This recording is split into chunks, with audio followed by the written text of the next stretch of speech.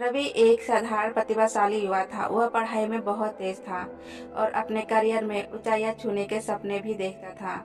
लेकिन उम्र के एक पड़ाव पर उसके मन में अलग अलग इच्छाएं जन्म लेने लगी।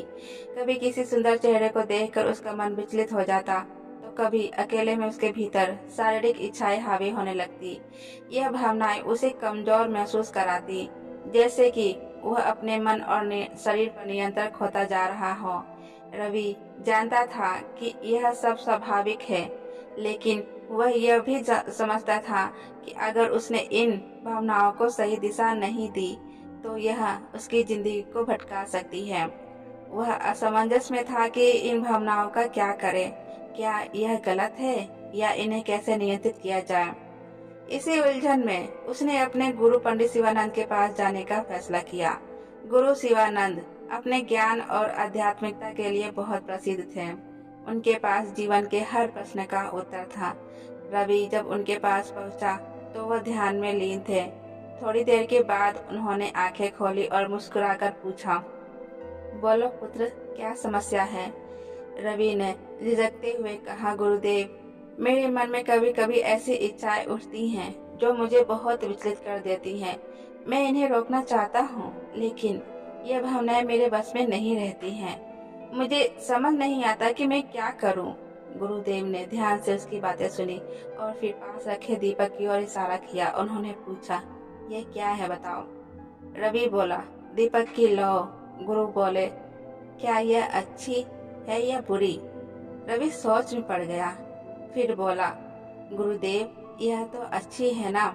यह रोशनी देती है, ठंड दूर करती है और भोजन पकाती है। गुरुदेव मुस्कुराए और बोले, अब सोचो, अगर यह दीपक गिर जाए और आग फैल जाए तो क्या होगा? रवि तुरंत बोला, फिर तो यह विनाश कर देगी। घर जला सकता है, लोग घायल हो सकते हैं। गुरुदेव ने गंभीर स्वर में कहा, बिल्कुल सही। इच्छाएं भी इसी अग्नि की तरह होती है। जब तक यह नियंत्रण में रहती है, यह जीवन को आगे बढ़ाने में मदद करती है, लेकिन अगर इनका सही मार्गदर्शन न किया जाए तो यह विनाशकारी हो सकती है। रवि सोच में पड़ गया। रवि ने उत्सुकता से पूछा, गुरुदेव, फिर हमें इन भावनाओं से बचने के लिए क्या करना चाहिए? कृपा करके मुझे सही मार्ग दिखाओ।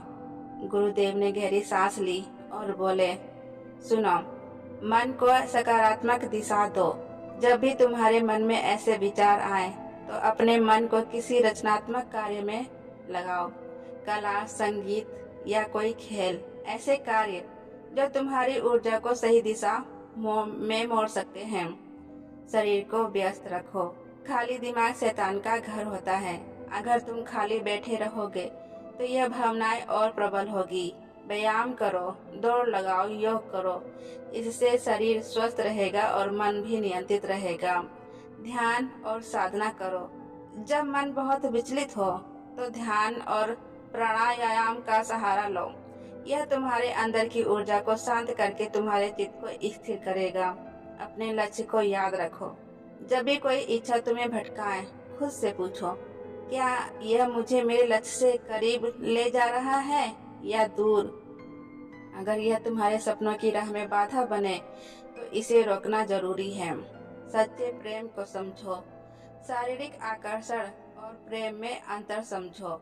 प्रेम का अर्थ केवल भौतिक संतोष नहीं होता है, बल्कि आत्मिक और भावात्मक जुड़ाव भी होता है। अगर तुम किसी से प्रेम करते हो तो उसका सम्मान करो और उसे पाने की हड़बड़ी ना करो। संगति का ध्यान रखो। गलत संगति तुम्हारी इच्छाओं को भड़का सकती है, जबकि सही संगति तुम्हें संयम सिखा सकती है। अच्छे लोगों के साथ रहो जो तुम्हें प्रेरित करे और तुम्हारे विचारों को ऊंचा उठाए। सेवा भाव विकसित करो।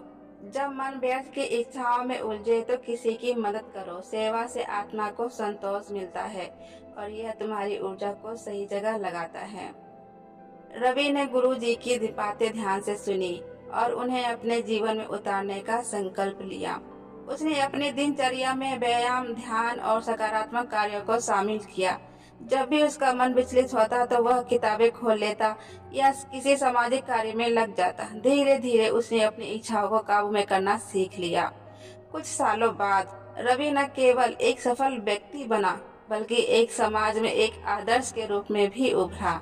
उसके आत्म संयम और समर्पण की चर्चा हर जगह होने लगी।